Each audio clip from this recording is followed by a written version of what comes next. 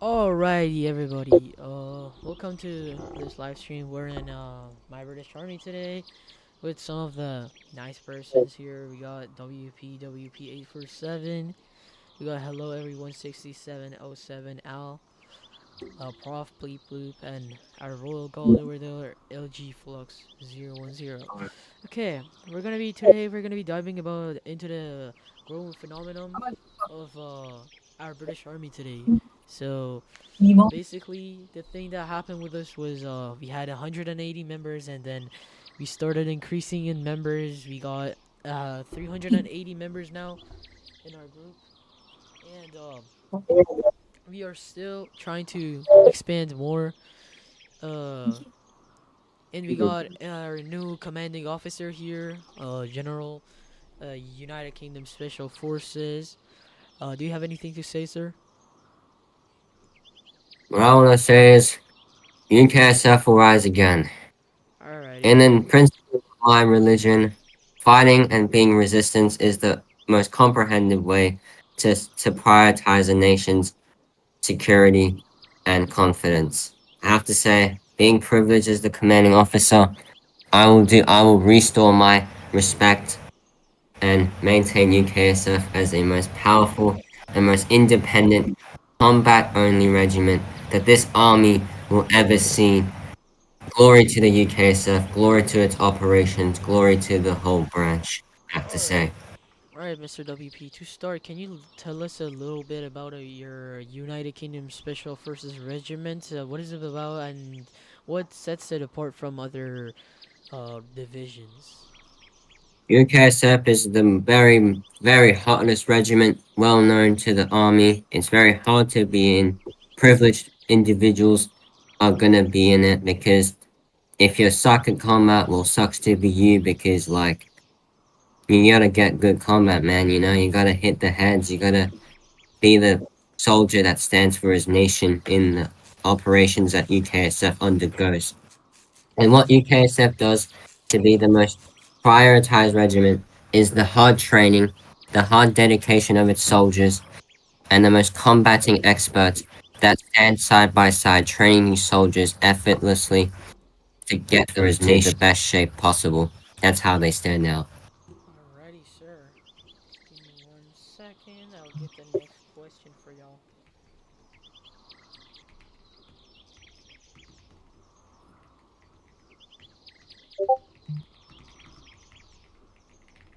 Alright, sir. My bad. I was doing something. Okay.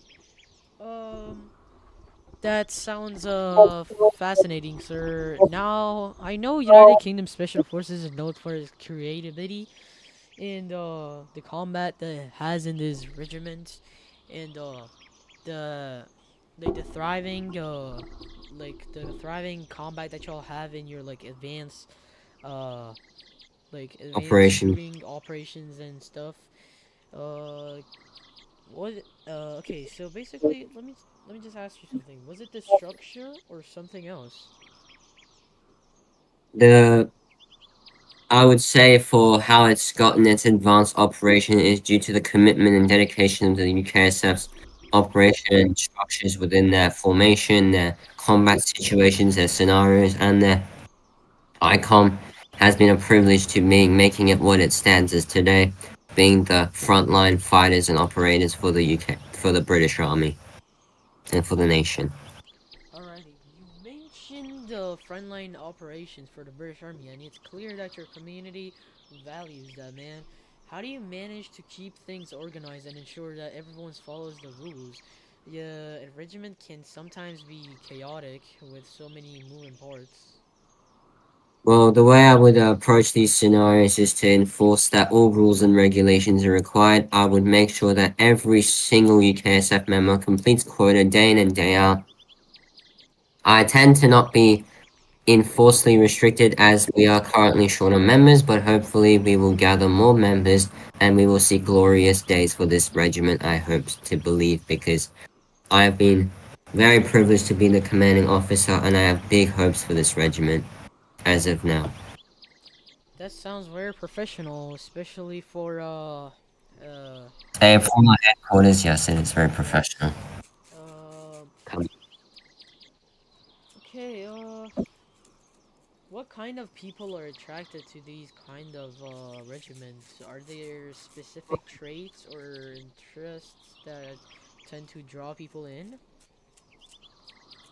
I tend to draw people in through the tryouts, combat trainings, combat events hosted by this regiment, and just to overall see, like, I assess maybe an individual to see what their grammar, their professional, their maturity, and their combat overall is, because, UKSF always stands out as the best combat regiment in this entire group, and I expect big big things to come from this group, and I hope that everyone is very well attracted to my speech and my live stream as of now, and I hope when everyone sees this, that they will respect the commanding officer of this and say, hey, if I'm the best at combat, I should go to this regiment, whatever, and like, yeah, prove everyone wrong, you know?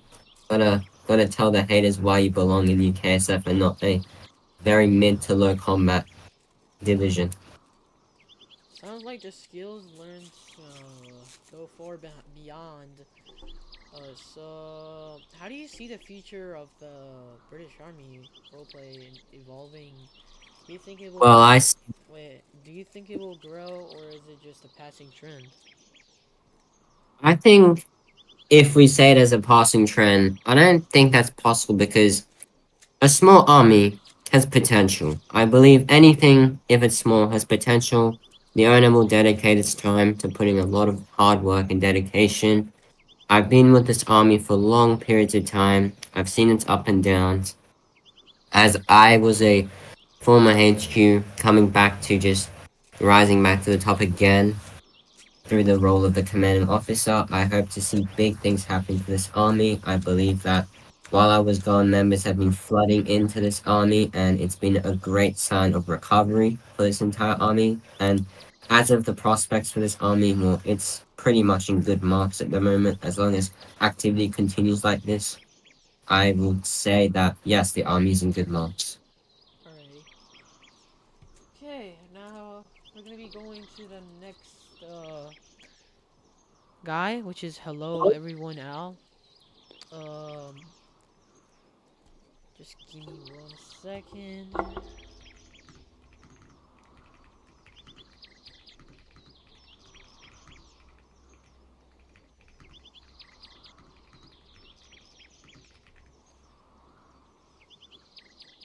Alrighty, sir. So today we're gonna be we have the privilege of discussing one of the most renowned and prestigious regiments of the British Army, the Royal Grenadier Guards. Joining us is hello everyone, 6707 Al. Alrighty. An expert in military history and traditions who will give us insight into this iconic unit. Thank you for being here. Hello, everyone. 6707 Al. To start, to start, could you provide an overview of the Royal Grenadier Guards for our viewers right now, who may not be familiar with them? What makes this regiment so special in the context of British Army?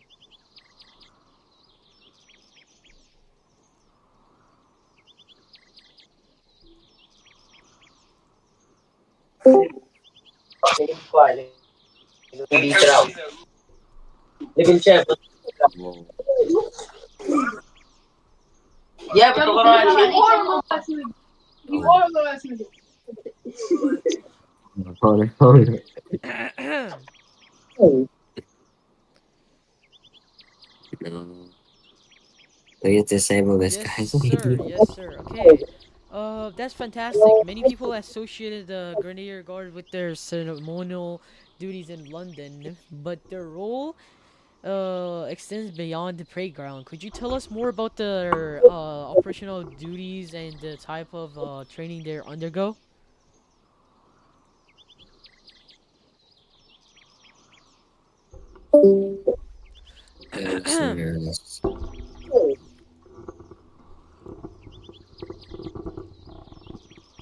Yeah. Okay. So I heard that you guys have 5 phases. Is that true?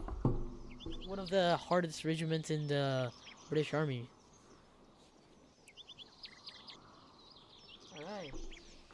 So, I got another question for you, sir.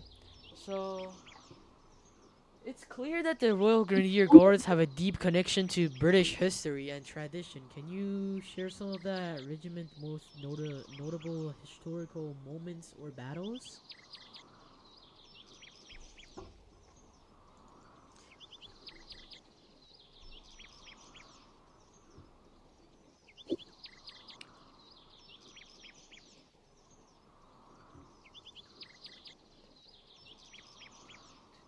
Lima.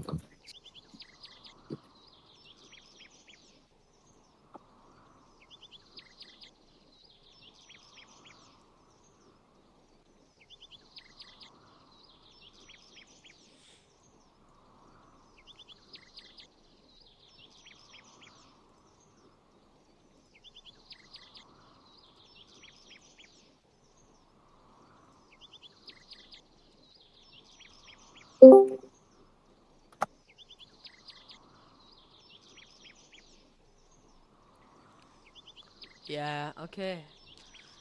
Alrighty, sir. Thank you. Say like Yeah, okay, thank you. Alrighty, we will.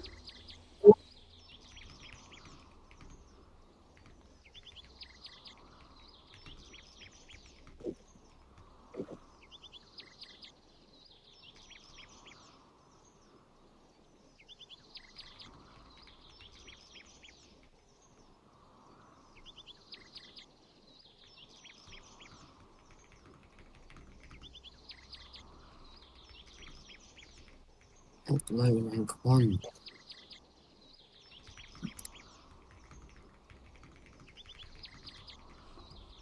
Honorate. Okay,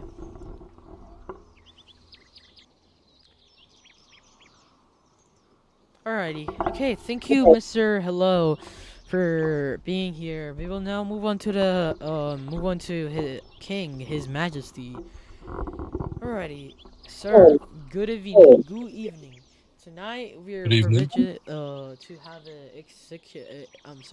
exclusive interview with His Majesty, the King of the United Kingdom. His Majesty has gradually agreed to share his thoughts on the royal family's deep and enduring relationship with the British Army. Your Majesty, thank you for joining us. No worries. Thank you for having me. Yes, sir. All right. Um, Your Majesty, the royal family has a long-standing connection to British Army. Can you tell us more about this relationship and what role does the royal family play in supporting and honoring the armed forces?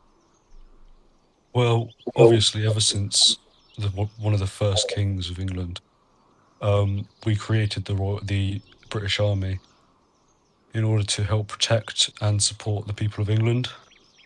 And the role of the royal family is quite simple. It's just to sort of oversee the entire process of the British Army.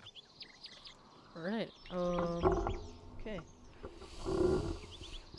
Your Majesty, as many people know, you have served in the armed forces yourself. Can you share with us your experience of military service and how it has shaped your perspective on the role of the royal family within the army?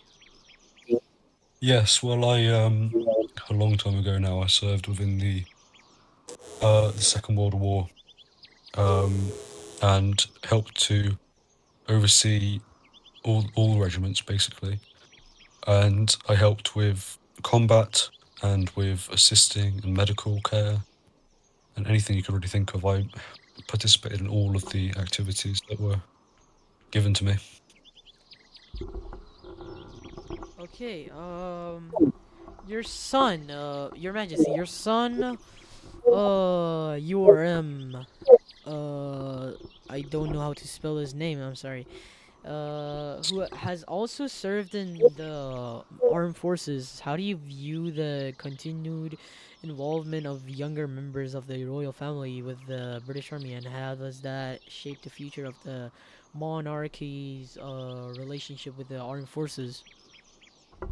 Oh, well, I believe it's really important that we all one day experience some sort of army experience, just to sort of understand the realization of war and what happens. So I believe that any member of my family should continue to serve and protect our motherland and serve in the British Army. All right. Your Majesty, the British Army has been always source of pride for the United Kingdom, and many view the royal family's presence at military events as a symbol of unity and respect. How do you see the role of the royal family in maintaining his connection with the people, especially during times of conflict? Well, you see, I believe it's really important whenever England goes to war, which hasn't been for a rather long time now. We've always sent speeches out and connected with the people of Britain, just all of them, England, Scotland, Ireland, Wales, Northern Ireland, everywhere. There will be a speech out by the royal family. The reigning monarch at the time, obviously, it was last time it would have been my grandmother, and yeah, it's just important to maintain the respect within all people of Britain, including the civilians and the British Armed Forces. All right. Okay. Your Majesty, the royal family is also known for its patronage of various military charities. Could you elaborate on how these efforts help the support the armed forces and their families? Yeah, well, we obviously donate a lot to the charities within the British Armed Forces, and we try to provide help and assistance to any of the people who served in the army or veterans of the army, and we help them provide a living and fix themselves if they've been injured from war or any sort of causes like PTSD, physical injuries, mental injuries, anything really. All right. Your Majesty, with all the history and traditions surrounding the royal family and the British Army, what do you envision for the future of this relationship? How can it continue to evolve? Well, obviously, the royal family will continue to support and help the British Armed Forces in any way, shape, or form. Obviously, as yourself, the Field Marshal, you know that we have a deep connection. Have known each other for many years now, Yes, sir. and we will continue to have this strong bond. And my heirs will continue to have bonds with all field marshals in the future. Alrighty. Okay. Your Majesty, thank you for sharing such profound insights to the royal family and ongoing relationship Right. with the British Army. Your leadership and dedication to support the armed forces are truly admirable. No worries. You're welcome. Alrighty, everybody, that's all for tonight's interview. A heartfelt thank you to His Majesty for sharing his thoughts. WP, hello everyone. LG Flux over there for guarding. Um, and experiences with us. Stay tuned for more royal insights and stories in the incoming weeks.